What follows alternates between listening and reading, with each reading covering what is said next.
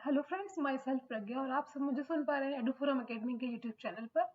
तो हर दिन की तरह इस सेशन में हम डिस्कस करेंगे आज का द हिंदू 17 दिसंबर 2020 का डिटेल एनालिसिस। तो देखते हैं क्या है आज की खबरें। फ्रंट पेज पे सबसे पहले हम देखते हैं। तो इसमें अब तक जो आप देख रहे थे, फार्मर्स का प्रोटेस्ट चल रहा था और सरकार से जो किसानों की वार्ता का दौर था लगभग अभी तक असफल रहा है। तो इसको देखते हुए सुप्रीम कोर्ट ने कहा है कि अब हम एक बेंच बनाएंगे जो क्या करेगा, किसानों से निगोशिएट करेगा, किसानों से बात करेगा, क्योंकि सरकार की वार्ता विफल रही है। तो अब जो बातचीत होगी किसान संगठन वालों की, इसमें कई सारे नाम दिए गए हैं। कोर्ट ने किन किन को रखा है इसमें, टिकैत जी हैं, एक तो राकेश टिकैत भारतीय किसान यूनियन के, ये नाम दिए गए हैं। आप पढ़ना चाहे पढ़िए, वरना छोड़ दीजिए, नॉट सो इम्पोर्टेंट। तो इन लोगों से आप सुप्रीम कोर्ट की जो एक बेंच है वो बात करेगी, और इसको लीड कौन करेगा? इसको लीड करेंगे आपके justice Bobde ji, CJI, chief justice of India.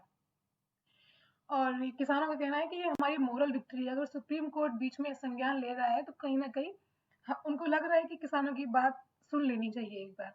तो this is the moral victory of farmers, ऐसा किसानों का मानना है। बस इतनी सी इसमें न्यूज थी। और देखते हैं कि आगे जो बातचीत होगी वो कहाँ तक जाएगी, क्योंकि सरकार से तो अभी बातचीत विफल रही है। और आज ही अभी करंट का अपडेट था थोड़ी देर पहले का कि हमारे जो किसान मंत्री हैं, कृषि मंत्री सॉरी, उन्होंने एक खुला खत लिखा है किसानों के लिए और बताया है कि ये जो 3 फार्म बिल्स आए हैं, ये अब तक के ऐतिहासिक है और कहीं से भी किसानों को नुकसान पहुंचाने के लिए नहीं है। ये शायद कल के न्यूज़पेपर में आप देखेंगे, लेकिन ये करंट अपडेट है। और देखेंगे इन्होंने अपने खुले खत में किसानों से क्या क्या कहा है, क्योंकि कहीं ना कहीं सरकार को लग रहा है कि किसान जो है वो भटके हुए हैं, वो कंफ्यूज है, उन्हें समझ में नहीं आ रहा है कि आखिर जो 3 फार्म बिल्स आए हैं वो किसानों के लिए कहाँ नुकसानदायक है, कहाँ लाभदायक है।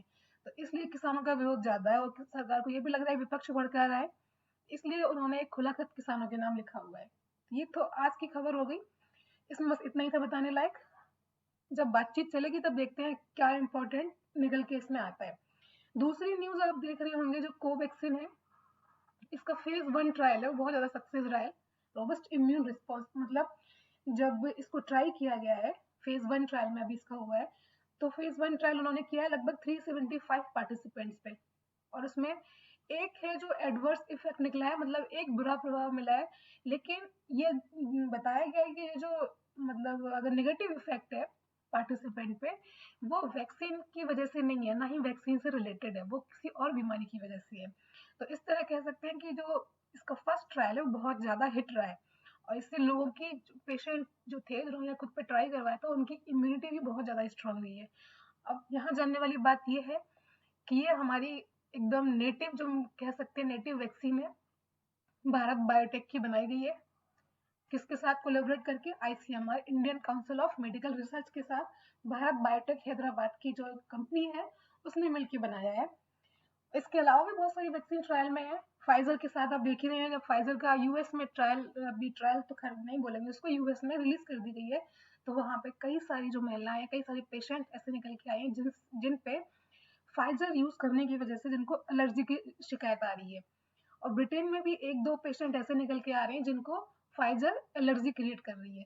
तो ये सब कुछ कुछ इनके साइड इफेक्ट्स होते हैं वैक्सीन के, इन सबको ध्यान में रख के बहुत सारे ट्रायल्स किए जाते हैं और कंप्लीट प्रोटोकॉल फॉलो करने के बाद ही किसी भी वैक्सीन को, किसी भी ड्रग को मार्केट में रिलीज किया जाता है। क्योंकि ऐसा माना जाता है कि हम कोई ऐसी वैक्सीन लेके आए जो लोगों पे एडवर्स इफेक्ट क्रिएट करे, उससे अच्छा है कि हम वैक्सीन ना लेके आए।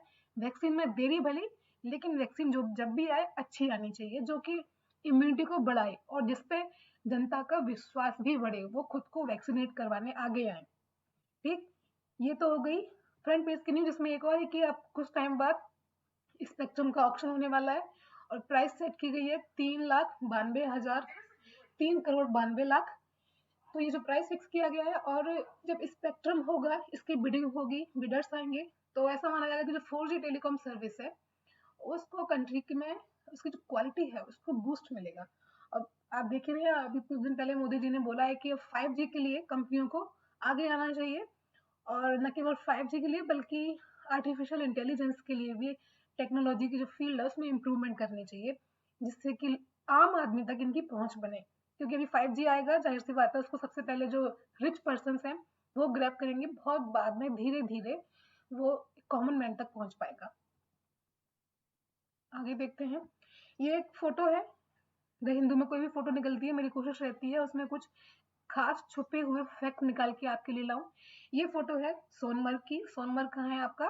कश्मीर वैली में है और बहुत ही खूबसूरत जगह है। कश्मीर और श्रीनगर, जम्मू, ये तो सब पूरा का पूरा ही बहुत खूबसूरत प्लेस है। सोनमर्ग, इसको मर्ग मतलब होते हैं घास के मैदान, और सोनमर्ग इसलिए बोलते हैं कि ये सोने का मर्ग है, क्योंकि यहाँ बर्फ बहुत ज्यादा होती है और जब इस पर सनलाइट पड़ती है तो ऐसा लगता है जैसे कि घास के मैदान में हर जगह सोना ही सोना है, पूरा सुनहरा दिखता है। यहाँ की बड़ी अच्छी क्वालिटी है कि आसमान साफ दिखता है और पहाड़ों पे हर जगह बर्फ बर्फ ढकी रहती है।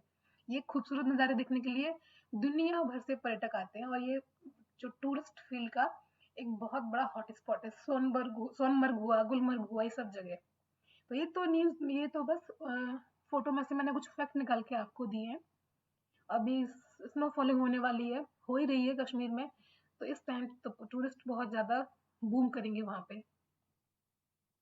आगे बढ़ते हैं। सिटी स्पेसिफिक न्यूज आती है। किसान संगठनों का जो मोर्चा है वही सब दिखाया जा रहा है, कुछ अलग नहीं है इसमें। देखते हैं कब तक किसान और सरकारों की बातचीत का दौर जारी रहता है। दिल्ली की एयर क्वालिटी इंप्रूव हुई थी, कल की बात की गई है। सफर ने ऐसा इंडिकेट किया है। सफर क्या है मैं आपको बता चुकी हूँ। वेदर फोरकास्टिंग एक रिसर्च प्रोजेक्ट है। ये एलईडी लगी होती हैं जो कि बताती हैं वेदर क्वालिटी के बारे में। इसका डिटेल में जानने के लिए हमारा जो पुराना वीडियो है एयर क्वालिटी इंडेक्स और सफर, उस पे आप जाके पूरा डिटेल एनालिसिस कर सकते हैं, क्या है सफर और क्या है air quality index. Daily news में आ रहा है, कहीं ना कहीं इंपॉर्टेंट भी हो सकता है, इसलिए एक बार आप वो वीडियो देख जरूर लीजिएगा। आगे बढ़ते हैं। इन खबरों में कुछ भी नहीं है, कुछ भी नहीं है। नॉर्थ और ईस्ट के बारे में है, इसमें भी कुछ नहीं है। ये कंप्लीटली पॉलिटिकल न्यूज है, निरी राजनीतिक खबरें जिसे कहते हैं शुद्ध हिंदी में। हाँ, अब हम आते हैं आर्टिकल पे। आर्टिकल में हम क्या क्या कवर करेंगे आज? एक तो हम ये अपना आर्टिकल कवर करेंगे एक्सीलेंस इन डाइवर्सिटी। आर्टिकल आप जब भी देखेंगे तो आपको एक चीज समझ में आएगी, अगर आप रेगुलर न्यूज़पेपर पढ़ रहे हैं या रेगुलर आप जो वीडियोस देख रहे हैं तो उससे आपको एक चीज समझ में आएगी कि अगर आज कोई न्यूज आती है या किसी मिनिस्ट्री के थ्रू कोई काम किया जाता है, कोई स्टेप उठाया जाता है, तो अगले दिन उसका आर्टिकल निकल के जरूर आता है।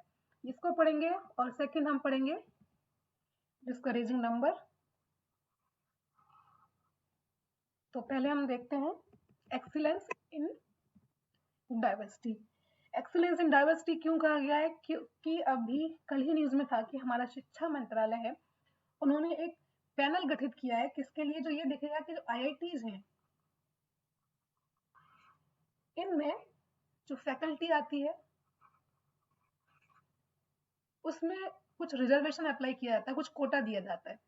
इनके कोटे को खत्म करने की बात की जा रही है। क्यों ऐसा कहा जा रहा है? क्योंकि 2008 के बाद इनके जो ओबीसी है उनको रिजर्वेशन दिया गया।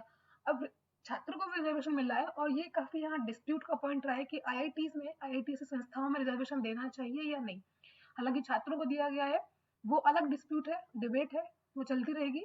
लेकिन यहाँ पे जो सरकार का मुद्दा है वो शिक्षकों का है, शिक्षक भर्ती का। वो ऐसा इसलिए बोल रहे हैं 2008 के बाद कोई भी जो रिजर्वेशन वाली एरिया है उसमें कोई भी टीचर ऐसे नहीं आ पाए हैं जो सारी क्वालिफिकेशन को फुलफिल करें। अब वहाँ की जो संस्थाएं हैं वो बनी रहती हैं किससे? बहुत सारे एक्ट बने हैं, सेंट्रल एजुकेशनल इंस्टीट्यूशंस, इसे बोलते हैं रिजर्वेशन इन टीचर्स कैडर एक्ट 2019। अब इसमें क्या है कि जब कोई क्वालिफिकेशन को पूरा ही नहीं कर पा रहा है, उसके जो कोटा के जो नॉर्म्स है उनको पूरा नहीं कर पा रहा है, तो उन्हें आखिर कैसे आईआईटी ऐसी संस्था में ले लें? और इनको एक्सीलेंस इंस्टीट्यूशन बोला जाता है। आईआईटीज हुई और Tata institute of fundamental research tipper जो है वो है, और होमी जहांगीर भाभा इंस्टीट्यूट है। तो ऐसे संस्थानों में रिजर्वेशन नहीं दिए जाते और फैकल्टीज में आप खत्म करने की हम बात की जा रही है। अब आईआईटी है तो उनको क्या करना है? उनको अपने अपॉइंटमेंट्स के लिए गोल फिक्स करने होते हैं, और जब गोल फिक्स कर लेते हैं तो उन्हीं पे अपॉइंटमेंट दिया जाता है।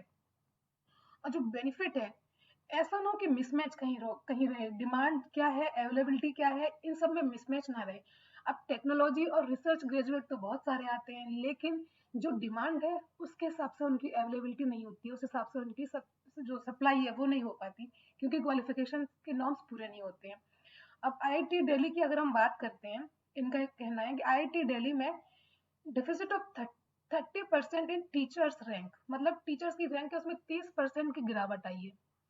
और दूसरे और ऐसे ही इंस्टीट्यूट है इंडिया में। अब जब ये सब बातें आती हैं तो कहीं ना कहीं आपकी जो शिक्षण, मतलब शिक्षण की क्वालिटी है, जिसे टीचिंग क्वालिटी कहते हैं, उनका स्केल, उनका जो क्वालिटी है वो डाउन होती है। ऐसा इस आर्टिकल में कहा गया है। मेरा कोई पर्सनल व्यू नहीं है रिजर्वेशन को लेकर, ये बात आप ध्यान रखिएगा। रिजर्वेशन हमेशा से ये एक डिस्प्यूट और डिबेट का मुद्दा रहा है, दिया जाना चाहिए, नहीं दिया जाना चाहिए, खत्म करना चाहिए, किस हद तक दिया जाना चाहिए, एटसेट्रा एटसेट्रा। तो IIT दिल्ली का जो डायरेक्टर है, उन्होंने ये पैनल गठित किया। उन्होंने दो मुद्दे रखे कि एक तो तुम ये करो कि भाई IIT में कोटा पूरी तरीके से खत्म कर दो, ठीक, क्योंकि आप एक्सीलेंस की बात करते हो, रिसर्च इंस्टीट्यूशन है आपका, और स्ट्रेटेजिक इंपॉर्टेंस होता है इनका, स्पेसिफिक ग्रेड्स होते हैं। तो आप एक काम करिए कि कुछ क्षेत्रों में, जैसे असिस्टेंट प्रोफेसर बनाने वाली बात हो गई, ठीक, तो असिस्टेंट प्रोफेसर की जब आप नियुक्ति करें तो उनमें आप रिजर्वेशन दे दें, लेकिन बाकी जो रिसर्च एरिया है, रिसर्च फील्ड है, उसमें आप उसमें आप कोटा ना दें। अगर कैंडिडेट, अगर रिजर्वेशन की फील्ड में जहाँ बात की जाती है, जहाँ जहाँ कोटा दिया गया है, उसमें अगर आपको कैंडिडेट नहीं मिलते हैं तो उन सीट्स को आप वैकेंट छोड़ दीजिए। अगली बार जब आएंगे कैंडिडेट तब उनसे भर दिया जाएगा। ऐसा नहीं होगा कि जो रिजर्वेशन वाली सीटें में नॉर्मल लोगों को ला दिया जाए। ऐसे उन्होंने कुछ पॉइंट सुझाए हैं। अब डाइवर्सिटी आपको बनाए रखने के लिए क्या करना पड़ेगा? डाइवर्सिटी बनाए रखने के लिए वही पहली बात तो आप जब जो छात्र लेके आ रहे हैं अपने IITs में, चलो छात्रों की बात करते हैं, कि बहुत सारे जो ऐसे डिप्राइव्ड एरिया है जहाँ से स्टूडेंट आते हैं, जहाँ जिनकी IIT तक पहुंच नहीं होती, लेकिन बहुत मेहनत करने के बाद वो आते हैं। और ऐसा देखा गया है कि ऐसे छात्र जो डिप्राइव्ड एरिया से आते हैं और जिनको रिजर्वेशन से IIT में दाखिला दिया जाता है, वो बाद में बहुत अच्छा करते हैं। लेकिन कहीं ना कहीं ये भी है कि आप उनको रिजर्वेशन देके ला रहे हैं, उनके अलावा भी जो बच्चे जनरल कैटेगरी से होंगे वो भी आए होंगे, ये बात भी होगी। तो कहीं ना कहीं इससे मामला प्रभावित हो रहा है। और जब बात आती है कुछ बड़ी रिसर्च की, तो IIT उसमें पीछे रह जाती हैं। तो ये भी एक देखने वाला मुद्दा है। किसी वैक्सीन वगैरह जो बनाने वाला काम था, उसमें हमारी IITs ने बहुत अच्छा परफॉर्म नहीं किया है। कहीं ना कहीं सरकार का एक ये भी सोचने का मुद्दा रहा है। तो इन सब चीजों को लेकर उन्होंने बात की है कि आप डाइवर्सिटी को बढ़ाइए, ऐसे छात्रों को लेके आइए जो इस एरिया में आने के लिए, जिनके पास सोर्स नहीं है, उनको सोर्स दीजिए। और जब आपके यहाँ दाखिल हो जाए, वो आपके IITs में आ जाए, उसके बाद उनको रिसर्च में अच्छा माहौल दीजिए, ठीक। PhD के लिए और अदर टेक्नोलॉजी वाली फील्ड है उनके लिए, रिसर्च फील्ड के लिए उनको आप पूरा माहौल दीजिए। आपके IITs में ऐसा ना हो कि जब छात्र आ जाए तब कंटिन्यू उनका ह्यूमिलिएशन होता रहे। किसके बेस पे? कास्ट के बेस पे स्कॉलरशिप वगैरह दी जाती हैं, इन सब का भी ध्यान रखा जाना चाहिए।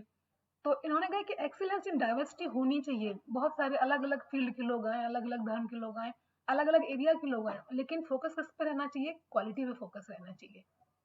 एक फिर आगे आता है डिस्करेजिंग नंबर्स। ये नेशनल फैमिली हेल्थ सर्वे का डाटा है जो अभी 5th राउंड डाटा हुआ है।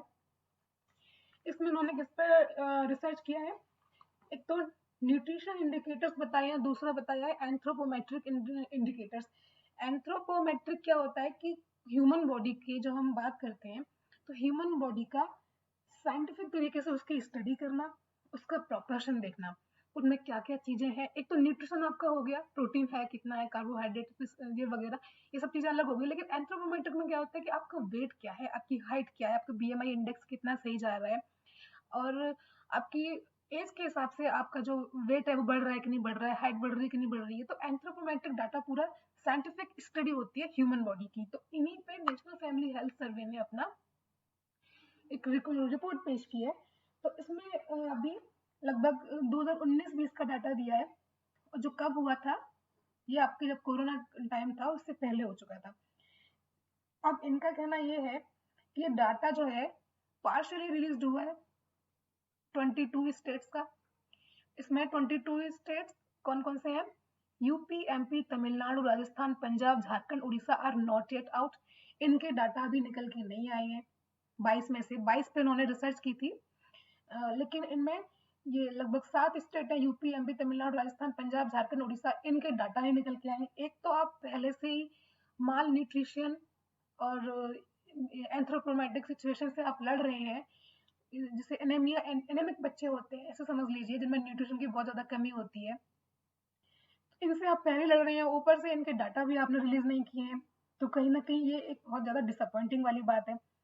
और अडल्ट की भी हिस्ट्री भी बहुत ज़्यादा अच्छी नहीं है।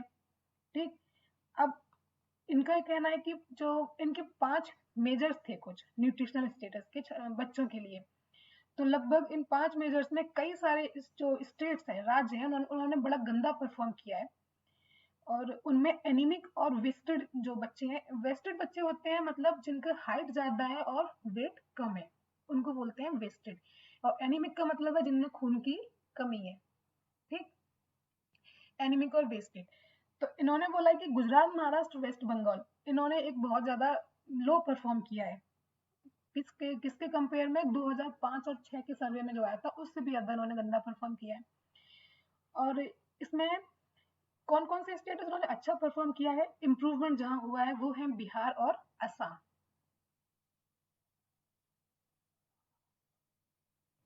इन 22 में से 13 में तो बेकार परफॉर्म किया है, 2 ने अच्छा परफॉर्म किया है, और इनके अभी 7 स्टेट को तो डाटे ही नहीं आए हैं। सिचुएशन कितनी ज्यादा खराब है अंदाजा लगा सकते हैं। बिहार, असम ने थोड़ा अच्छा परफॉर्म किया है, लेकिन जो नेशनल टारगेट है इनका उससे भी ज्यादा परफॉर्मेंस अभी लो है।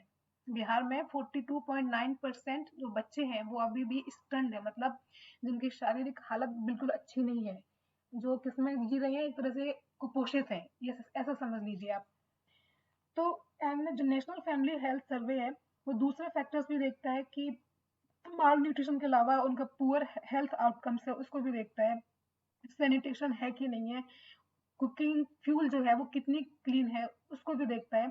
और औरतों से रिलेटेड इंडिकेटर्स हैं, अलग अलग स्टेट में वेरी करते हैं, अलग अलग स्टेट्स के इनके अपने अपने इंडिकेटर्स हैं।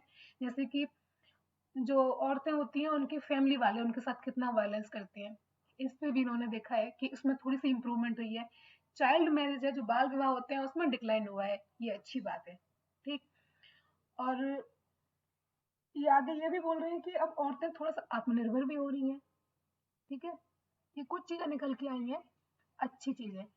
लेकिन अभी जो एंथ्रोपोमेट्रिक स्टडी जो मैंने बताई थी, साइंटिफिक स्टडी ह्यूमन बॉडी की, उसमें कहीं ना कहीं हम हंगर और न्यूट्रिशन को लेके अभी थोड़ा सा नीचे हैं।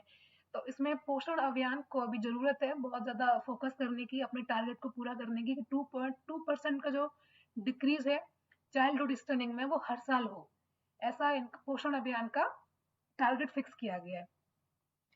तो पोषण अभियान को थोड़ा इम्प्रूव करने की जरूरत है, क्योंकि भाई अगर आप जो यूनाइटेड नेशन के सस्टेनेबल डेवलपमेंट गोल है उनको उनकी टारगेट को भी अगर अचीव करना चाहते हैं, तब भी आपको अपने यहाँ अपनी और इकोनॉमिक ग्रोथ को भी अच्छा करना चाहते हैं, जनरल वेलफेयर के लिए भी आपको इन सब चीजों पे ध्यान देना पड़ेगा। वेलफेयर डिलीवरी हो, जो नीडेड पर्सन है उन तक चीजों की पहुंच हो, सेंटर और स्टेट दोनों को इस पे मिलकर काम करना पड़ेगा। ये था नेशनल फैमिली हेल्थ सर्वे का डाटा। अब आगे आता है एक आर्टिकल, ये है many challenges for WTO. WTO के बारे में क्यों आ गया, कैसे आ गया, ये इसलिए आ गया क्योंकि डब्ल्यूटीओ कब बना था, डब्ल्यूटीओ आपका बना था 1995 में, डब्ल्यूटीओ आपका बना था। ठीक, 25 साल हो गए इसको बने हुए। और अब तक के इतिहास में ऐसा पहली बार होने जा रहा है कि डब्ल्यूटीओ को जो लीड करेंगी वो कोई ना कोई महिला होगी। कौन महिला होगी ये अभी श्योर नहीं है, क्योंकि नाइजीरिया और साउथ कोरिया के 2 कैंडिडेट हैं जो आपस में फाइट कर रहे हैं और दोनों ही महिलाएं हैं, और जाहिर सी बात है इनमें एक न एक तो बनेगी। तो ऐसा 25 साल में पहली बार होने जा रहा है कि डब्ल्यूटीओ को कोई महिला लीड करेगी। अब जो आर्टिकल है दम्मू रवि जी का, तो इन्होंने इनका कहना है कि जाहिर सी बात है प्रेस्टीज की बात है वो अलग है, लेकिन इसके अलावा भी डब्ल्यूटीओ में बहुत सारे अभी हर्डल्स हैं। डब्ल्यूटीओ को जो काम करने की अभी जो माहौल दिया जाता है देशों को वो उतना अच्छा नहीं है। उन पे अभी आने वाले जो हेड होंगे, डायरेक्टर जनरल होंगे, उनको बहुत सारा काम करना पड़ेगा। तो डब्ल्यूटीओ के जो आर्टिकल में पढ़ूं उससे पहले मैं कुछ फैक्ट बता दूं कि इसका गठन हुआ था 1995 में, बता दिया आपको। इसका जो हेडक्वार्टर है वो कहाँ है, स्विट्जरलैंड के जेनेवा में। इस चीज को आप नोट कर लीजिए, ठीक है। और इसके मेंबर्स कितने हैं अब तक, 164 मेंबर्स हैं। ऑफ कोर्स इंडिया भी इसका मेंबर है। And of course this is the largest international economic organization ऐसा ऑर्गेनाइजेशन है जो इकोनॉमी को रेगुलेट करता है, सपोर्ट करता है, कह सकते हैं। एक तरह से इसका काम है, वर्ल्ड ट्रेड ऑर्गेनाइजेशन है तो ये व्यापार को नियंत्रित करता है। ठीक, अब तक दुनिया का सबसे बड़ा संगठन है ये ऐसा। और आगे ये क्या कहते हैं कि जो आने वाली डीजी होंगे उनको इस पर काम करना पड़ेगा कि जो अभी कोरोना निकल के गया है, पेंडेमिक की सिचुएशन है, इससे जो इकोनॉमी है, वर्ल्ड इकोनॉमी है, उसको बाहर निकालने के लिए बहुत सारे रिफॉर्म्स और जो ट्रेड सिस्टम है उसको रिवाइव करने के लिए, ताकि वो दुनिया की जो इकोनॉमी है वो डिग्रेड हो रही है उसको एनहांस करे, उसको इंक्रीज कर पाए, इम्प्रूव कर पाए। इसके अलावा अभी डब्ल्यूटीओ की जो बात है वो सबसे ज्यादा किसमें हो रही है, जो कंट्री है जिसको लीड कर, जिसमें जो पार्टिसिपेंट कंट्री है 164, उनको अभी अर्जेंट रिफॉर्म की जरूरत है। काफी टाइम से हम देख रहे हैं डब्ल्यूटीओ बना किस लिए था, व्यापार को रेगुलेट करने के लिए बना था, लेकिन ऐसा नहीं है कि व्यापार के सारे नॉर्म्स बहुत इजी फॉलो होते हो। कई देशों में, इंडिया नहीं, चाइना और यूएस जैसे देशों में ट्रेड वॉर चलता ही रहता है, और इंडिया और चाइना के भी अपने अलग इशू हैं। तो इन सब चीजों को लेके भी डब्ल्यूटीओ कहीं ना कहीं कमजोर हुआ है। तो देश जो इसके कंट्री है वो चाहते हैं कि डब्ल्यूटीओ में थोड़ा सुधार, जैसे कि संयुक्त राष्ट्र संघ में सुधार की जरूरत महसूस की जा रही है, वैसे ही डब्ल्यूटीओ में भी कुछ सुधार की जरूरत महसूस की जा रही है। और इसका जो कोर एरिया है जहाँ पे सबसे ज्यादा विवाद होता है वो है आपका दोहा डेवलपमेंट एजेंडा। ये दोहा डेवलपमेंट एजेंडा आपका आया था सन 2001 में। तो लेकिन ऐसा माना जाता है कि जो ई कॉमर्स, इन्वेस्टमेंट रिलेटेड चीजें हैं, एमएसएमई है और जेंडर वाइज बहुत सारी चीजें हैं, तो दोहा वार्ता जो हुई थी उसमें कहीं ना कहीं जो डेवलप्ड कंट्री है, डब्ल्यूटीओ में अक्सर शिकायत ऐसी आती है कि एक तो डेवलप कंट्री है, एक डेवलपिंग कंट्रीज है। डेवलप्ड कंट्री कहीं ना कहीं ओवररूल कर लेते हैं किसको, विकासशील देशों को, जिसमें भारत आता है, चाइना आता है। अब इतनी बड़ी इकोनॉमी वाले देश हैं, इनको डेवलप्ड कंट्री अगर ओवररूल करने की कोशिश करेंगे तो कहीं ना कहीं जो ट्रेड वॉर है, आपस में जो डिवीजन है वो बढ़ जाएगा, वो इशू बढ़ जाएगा। ई कॉमर्स के सेक्टर में ले लो, इन्वेस्टमेंट के सेक्टर में ले लें, एमएसएमई के सेक्टर में ले लें, इन सब चीजों में। अब कंट्रीज का जो डेवलपिंग कंट्रीज है उनका ये कहना है कि आपका डेवलपमेंट सेंट्रिक एजेंडा है, ये बहुत सारे देशों को प्रभावित कर रहा है। और उन देशों को जिनकी जो इकोनॉमी है वो पूरी तरीके से किस पे बेस्ड है, ट्रेड पे, मतलब व्यापार पे, आयात और निर्यात पे। आप उन चीजों को अगर आप हाईजैक करने की कोशिश करेंगे तो जो कैटलिस्ट की तरह काम करने वाला फैक्टर है डेवलपमेंट का, कहीं ना कहीं वो कमजोर पड़ जाएगा। इसलिए डब्ल्यूटीओ में जो डिस्प्यूट सेटलमेंट बॉडी होती है उसको भी स्ट्रॉन्ग करने की जरूरत है, ताकि कोई भी अगर विवाद जाए तो उनका जो निपटारा हो वो जल्दी हो सके। ठीक, इसके अलावा और क्या बात है कि अभी डेवलपमेंट, और एक तो डेवलप्ड कंट्री है, दूसरा डेवलपिंग कंट्रीज है, विकासशील और विकसित देश। इन सब के अलावा स्पेशल एंड डिफरेंट ट्रीटमेंट के प्रिंसिपल पे, किस सिद्धांत पे, समझ रहे होंगे आप, स्पेशल एंड डिफरेंट ट्रीटमेंट। तो ऐसा माना जा रहा है कि डेवलपिंग कंट्रीज हैं उनमें इस सिद्धांत को फॉलो करते हुए आप डेवलपिंग कंट्रीज में कुछ देशों को बाहर निकालिए। कि आप इसकी परिभाषा पहले तय कीजिए कि क्या है डेवलपिंग कंट्री। अब इंडिया है, इतनी बड़ी इकोनॉमी है, चाइना है, कितनी बड़ी इकोनॉमी है, अब वो अब तक विकासशील देशों में है। तो ये आप पहले परिभाषा थोड़ी बदलिए, क्योंकि जब आप अपनी डेफिनेशन चेंज करेंगे उसके बाद ही आपके नए नियम बन के बाहर आएंगे। हालांकि इसमें यह भी कहा गया है कि इंडिया, चाइना, टर्की, इजिप्ट और साउथ अफ्रीका जैसी इकोनॉमी है, इनमें इस स्टेटस को लेके भी झगड़ा होगा कि कौन सी कंट्री इसमें आती है, SNDT में, किसको स्पेशल एंड डिफरेंट ट्रीटमेंट मिलना चाहिए, कौन ज्यादा स्ट्रॉन्ग इमर्जिंग कंट्रीज हैं, इसमें विवाद होगा। और साथ ही इसमें यह कहा गया है कि WTO जब से बना है तब से बहुत सारे देश हैं उनको फायदा हुआ है, जैसे कि इंडिया है, इंडिया को तो फायदा हुआ ही हुआ है। लेकिन जो भी हो, इंडिया को अभी डेवलपिंग कंट्रीज के अलावा किसी और नए दर्जे में शामिल नहीं किया जाएगा, ऐसा इनका कहना है। ठीक, इसके अलावा इन WTO में और क्या क्या इश्यूज है, जैसे कि फिशरी सब्सिडीज की बात आती है। फिशरी सब्सिडीज में है कि जो देश मत्स्य व्यापार करते हैं, मतलब फिशरी कल्चर करते हैं, वो अपने अपने यहाँ पे सब्सिडीज देते हैं। और कई देश ऐसे हैं जो समुद्र के किनारे वाले, उनका पूरा व्यापार ही इस पे डिपेंड है, तो कुछ ज्यादा सब्सिडी देते हैं। तो बाकी कंट्रीज हैं उनमें कहीं ना कहीं ये बात, जो बाकी कंट्रीज में व्यापार होता है फिशरी कल्चर का, तो वो इस चीज को लेके थोड़ा सा परेशान रहते हैं कि ये अपना सब्सिडी इतना ज्यादा क्यों दे रहे हैं, कम क्यों दे रहे हैं। तो WTO की जो जो बातचीत होती है, दोहा राउंड में ये बात भी आई थी निकल के कि फिशरी कल्चर में नेगोशिएशन में आप ऐसा करिए कि जो देश बहुत ज्यादा डिपेंडेंट है उनको थोड़ी छूट दीजिए, लेकिन साथ में ये भी बताइए कि जो इतना ज्यादा फिशरी प्रोडक्शन हो रहा है वो कहीं ना कहीं एक तरह से खतरे वाली बात है, क्योंकि आप ओवर स्टॉक कर लेते हैं। ओवर स्टॉक करने के बाद आप बोलते हैं कि इनको सेल करो, लेकिन वो स्टॉक रखे रखे सड़ जाता है। ठीक, अब खराब माल है वो बाकी कंट्रीज लेंगी नहीं। जब बाकी कंट्रीज वो खराब माल नहीं लेंगी तो इस चीज का होगा डिस्प्यूट। इसलिए कुछ टाइट नॉर्म्स बनाए जाने चाहिए कि जो आप कल फिशरी कल्चर करते हैं, फिशरी प्रोडक्शन करते हैं, तो वो प्रोडक्शन किस हद तक हो, ये चीज निकल के आती है। तो इसमें कहीं ना कहीं एक थोड़ा सा विवाद रहता है।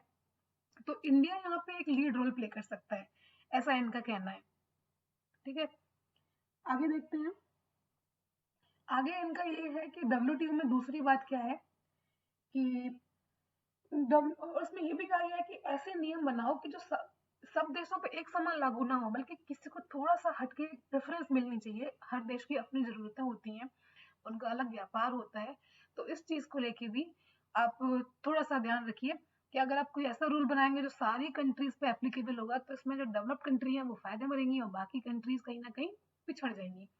और WTO में एक चीज ये भी है कि अगर कोई बातचीत, कोई डिसीजन मेकिंग प्रोसेस हो रही है, उसमें अगर एक पर्सन ने भी हाथ पीछे कर लिया तो पूरी की पूरी जो प्रोसेस है कहीं ना कहीं कलह का कारण बन जाएगा वो।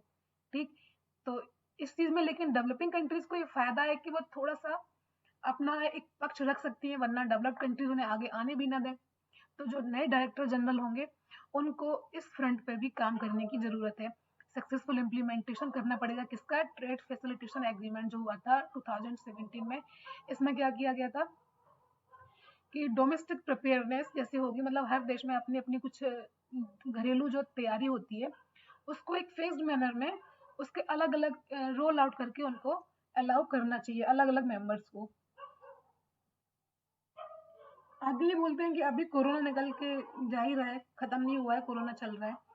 अब इसके बाद जो हालत खराब हुई है देशों की, तो इसमें कोई भी कंट्री ऐसी नहीं है जो अकेले इस पेंडेमिक से अपनी इकोनॉमी को उबार सके या खुद से स्टैंड ले सके, रिकवरी कर सके। इसलिए सारे देशों को, सभी कंट्रीज को, छोटे बड़े सब कंट्रीज को अपने सप्लाई चेन जो व्यापार है उसको थोड़ा सा ट्रांसपेरेंट और इफेक्टिव करने की जरूरत है। सप्लाई चेन मैनेजमेंट उसका ध्यान रखना पड़ेगा, फ्री हो और ओपन हो, रेस्ट्रिक्शंस ना लगाएं। जैसे स्टोरिंग होती है, अभी वैक्सीन की बात चल रही है ना, तो वैक्सीन में कहीं ना कहीं एक निकल के आता है वैक्सीन नेशनलिज्म, नाम दिया जाता है इसको। वैक्सीन नेशनलिज्म क्या है? वैक्सीन नेशनलिज्म है कि एक तो कंट्री का टैग लग गया कि ये इंडिया की वैक्सीन है, तो वैक्सीन नेशनलिज्म है, हमारी हमारी वैक्सीन है, हम कहीं ना कहीं उसको स्टोर करने की कोशिश करेंगे अपने यहाँ, और बाद में उसको फिर हम बड़े दामों पे बाहर कंट्री में सप्लाई करेंगे। और बाकी कंट्रीज जो इंडिया को फेवर करती हैं वो इंडियन इंडियन वैक्सीन को लेंगी, और जो इंडिया के अगेंस्ट है वो इंडियन वैक्सीन को नहीं लेंगे। तो ये हो गया वैक्सीन नेशनलिज्म। यहाँ पे वैक्सीन की क्वालिटी डिसाइड नहीं करेगी व्यापार करना, बल्कि राष्ट्रीयता डिसाइड करेगी वैक्सीन का व्यापार। तो ये डर भी है कहीं ना कहीं कि अभी जो वैक्सीन बन रही है इनमें कहीं इसमें इंटेलेक्चुअल प्रॉपर्टी राइट का भी बहुत बड़ा मुद्दा रहता है। WTO में अक्सर डिस्प्यूट इसका भी होता है कि इंटेलेक्चुअल प्रॉपर्टी राइट लोग इसका मिसयूज करते हैं। तो वैक्सीन नेशनलिज्म इसलिए भी आई है कि IPR का यहाँ पे इशू है। और उसके बाद हमारे जो पीएम मोदी जी हैं, उन्होंने बोला कि इंडिया जो वैक्सीन बनाएगा तो उसका प्रोडक्शन और डिलीवरी कैपेसिटी क्या करेगा, पूरे जो दुनिया की ह्यूमनिटी है, पूरी मानवता की रक्षा के लिए है, और सारे बैरियर्स खत्म होंगे इसमें। इस तो अभी DG हैं, उनको डायरेक्टर जनरल जो बनेंगे उनको इस चीज का भी ध्यान रखना पड़ेगा कि इंटेलेक्चुअल प्रॉपर्टी राइट की लीगल फ्रेमवर्क को वो सिक्योर करें, किसमें, WTO में। और ट्रिप्स एग्रीमेंट है, इंटेलेक्चुअल प्रॉपर्टी राइट को बना है, इंटेलेक्चुअल प्रॉपर्टी राइट के लिए ट्रिप्स एग्रीमेंट तैयार किया गया है। इसमें भी कुछ इफेक्टिव अपने आर्टिकल्स हैं उनको दोबारा परिभाषित करने की जरूरत है। कौन कौन से आर्टिकल्स हैं इसमें बताए गए हैं, आर्टिकल 8 और आर्टिकल 31 इस एग्रीमेंट के, ट्रिप्स एग्रीमेंट के। इसमें क्या होता है कि कोई किसी भी क्या बोलते हैं उसको, एक मिनट, किसी भी समझौते के लिए आप कंपलसरी कर देंगे किससे, लाइसेंसिंग को। किसी भी पेटेंट है एक मिनट, बैटरी थोड़ी डाउन है। आर्टिकल 8 और 31 के जो अनुसार क्या कहते हैं ये, कि आप किसी ओनर की ऑथोराइजेशन के अलावा ही आप लाइसेंसिंग को और उसके कंपलसरी कर देते हैं, और उसके एग्रीमेंट है उसको भी कंपलसरी कर देते हैं। इन चीजों का भी ध्यान रखिए। डायरेक्टर जनरल जो नए बनेंगे उनको सबसे बड़ी बात क्या करनी पड़ेगी, ट्रस्ट इश्यू जनरेट करना पड़ेगा अपने संस्थान के अंदर, ठीक।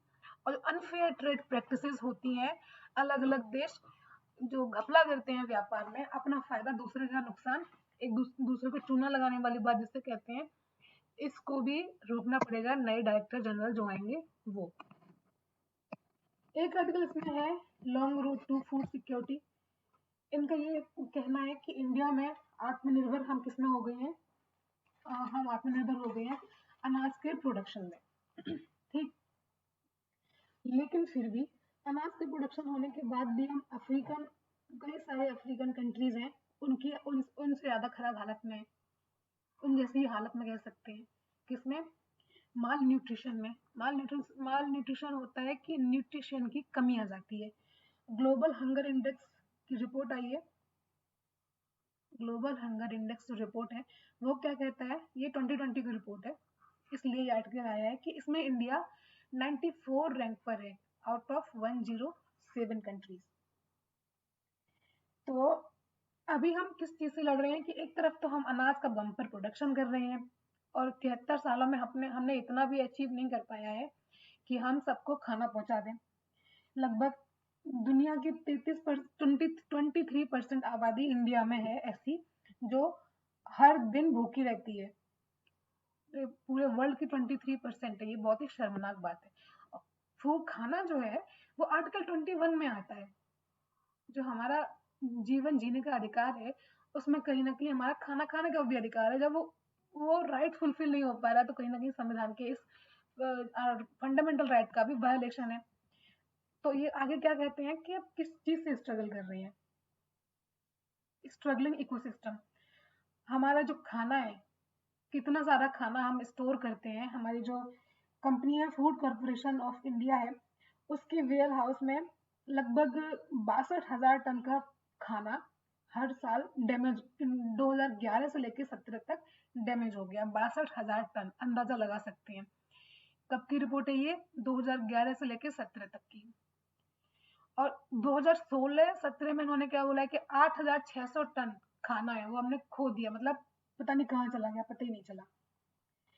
Indian council for research and international economic relations, उसने बताया है कि इसमें समस्या कहाँ आती है, खाना कहाँ चला जाता है भाई। खाना या तो खाना फेंकेगा वरना किसी के पेट में जाएगा, अब कहाँ गया वो ये नहीं, इसलिए समझ में नहीं आ पाता कि बहुत सारे जो राशन कार्ड बने हुए हैं, राशन कार्ड बनाए जाते हैं, उनमें बड़े घपले होते हैं। बोगस राशन कार्ड जिसे बोलते हैं, इनएलिजिबल और बोगस, जिन्हें नहीं मिलना चाहिए उन्हें मिल रहा है।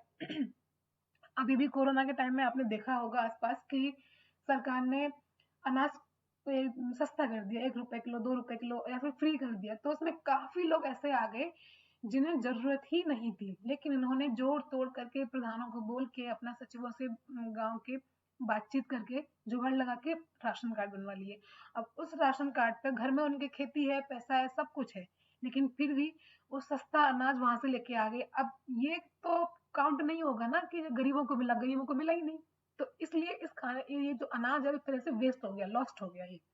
और जो पॉपुलेशन है, एक लार्ज नंबर ऑफ पॉपुलेशन, वो जो भूखी रह गई। इसी को बोलते हैं poor management of food and food ecosystem in India. अपने देश की हालत इसलिए खराब रहती है, जरूरतमंद को चीज मिल नहीं पाती है और गैर जरूरतमंद लोग चीज ले जाते हैं। इनका ये भी कहना है कि सरकार को अपना प्रोक्योरमेंट सिस्टम, जिसपे लेके अभी किसानों का बहुत ज्यादा बवाल चल रहा है, कि procurement system, PDS system, public distribution system और एमएसपी, मिनिमम सपोर्ट प्राइस, इन चीजों को बनाए रखने की बहुत ज्यादा आवश्यकता है। क्योंकि जब आप एमएसपी देंगे, किसान ज्यादा पैदा करेंगे, किसान ज्यादा पैदावार करेंगे, तो आप एमएसपी रेट पर उसको खरीद पाएंगे। जो एमएसपी रेट पे आप खरीद पाएंगे, तो कहीं ना कहीं जो जनता जिसे जरूरत है उस खाने की, अनाज की, उनको आप सस्ते दामों तक पहुंचा पाएंगे। इसलिए इन तीनों चीजों को, एमएसपी, पीडीएस एंड प्रोक्योरमेंट। इन तीनों चीजों को सरकार को अभी इन तीनों चीजों पे टिके रहने की जरूरत है। किसान भी यही मांग कर रहे हैं और ये अभी वक्त की डिमांड भी है। तो यहाँ से जाहिर सी बात है, किसान और सरकार अलग अलग नहीं है, ये एक दूसरे के पूरक है। सरकार को भी किसानों की जरूरत है और किसानों को भी सरकार की जरूरत है। इसमें अन्नपूर्णा स्कीम आगे आती है। अन्नपूर्णा स्कीम में जाहिर सी बात है 10 किलोग्राम अनाज था जो वो डिस्ट्रीब्यूट किया जाता था free of cost per month. किस किस को? 65 साल के ऊपर के लोगों को। लेकिन इसमें एक चीज ये निकल के आई कि बहुत सारे लोगों को पेंशन मिल रही है, ओल्ड एज पेंशन मिल रही है, वो एलिजिबल है। कहीं कहीं हर स्टेट का अपना अलग अलग एक नया क्या बोलते हैं उसको, हर स्टेट के अपने नए नए कुछ रूल्स रेगुलेशन है। उसमें किसी स्टेट में ज्यादा पॉपुलेशन कवर्ड है, क्योंकि इसमें बात की जा रही है किससे? 65 साल से ऊपर के लोगों की। तो किसी को पेंशन मिल रही है, किसी को पेंशन नहीं मिल रही है। कहीं इन जो सरकार का टारगेट है उसने अपना 20% फिक्स कर दिया है, बाकी लोग पता नहीं कहाँ चले जाएंगे। तो इन सब चीजों पे इमीडिएट अटेंशन देने की सरकार को जरूरत है। इसके अलावा ग्लोबल अभी अभी आप इंडिया में देखेंगे कि हमने ग्रीन रिवॉल्यूशन की बात तो बहुत कर डाली कि ग्रीन रिवॉल्यूशन करेंगे, लेकिन हमने यहाँ पल्स रिवॉल्यूशन की बात नहीं की। दालों में कोई क्रांति लेके नहीं आ पाए, जबकि ग्लोबल पल्स कॉन्फेडरेशन है उसका कहना है कि जो दालें हैं वो हेल्दी और बैलेंस डाइट के लिए बहुत ज्यादा जरूरी है, उसका पार्ट है। लेकिन इंडिया में अभी हम दालें इतनी आसानी से उपलब्ध नहीं करा पा रहे हैं। वर्ल्ड फूड प्रोग्राम है, उसने 60 ग्राम दालों को फूड बास्केट में रखा है, लेकिन हर किसी को इतनी दालें अवेलेबल नहीं है। इसलिए आप ऐसी क्रांति लेके आइए जिससे पल्सेस का प्रोडक्शन हाई हो पाए, बफर स्टॉक दाल का ज्यादा क्रिएट हो। और एमएसपी, अब एमएसपी का मुद्दा अभी 2 दिन पहले मैंने एक आर्टिकल बताया था, उसमें था कि हरियाणा और पंजाब के किसानों को अब एमएसपी है ऐसी फसलों पर मांगना चाहिए जिनकी रेट हाई हो, जिनकी जरूरत भी ज्यादा हो। तो उसमें कहीं ना कहीं ये भी था। ग्रीन रिवॉल्यूशन तो बहुत हो गया, पल्स रिवॉल्यूशन होना चाहिए, दालों में क्रांति आनी चाहिए। इनमें एमएसपी की डिमांड करिए आप, और सरकार को इसमें इन्वेस्टमेंट करने की भी जरूरत है, ताकि जो एक हमारा ग्लोबल हंगर इंडेक्स में हम 94 रैंक पे हैं, शर्मनाक रैंक पे हैं, उससे थोड़ा ऊपर आ पाए, लोगों को हेल्दी डाइट मिल पाए। ये तो थी पूरी आज की खबर आर्टिकल्स की। और ये थोड़ा सा डाटा पॉइंट है, इसमें ये दिया गया है, ये खास इंपॉर्टेंट नहीं है, बस आपके जनरल नॉलेज के लिए है कि सबसे ज्यादा सर्च किया गया टॉपिक क्या था दुनिया में। दुनिया में कोरोना सर्च किया, लेकिन हम इंडियंस क्रिकेट लवर्स हैं तो हमने आईपीएल सर्च किया। इंडिया ने सबसे ज्यादा आईपीएल सर्च किया 2020 में। आगे बढ़ते हैं।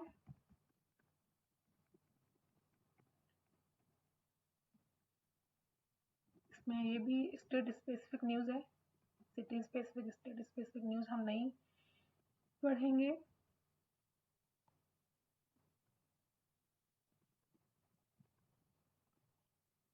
अभी यूके के विदेश सचिव आए हुए हैं इंडिया में, और इनकी बात चल रही है हमारे जयशंकर जी से, क्योंकि आने वाले हैं बोरिस जॉनसन जी रिपब्लिक डे पर। तो उससे पहले उन्होंने अपने दूत भेजे हैं, वो बातचीत कर रहे हैं कुछ ट्रेड रिलेटेड और अंतरराष्ट्रीय संबंधों को लेके।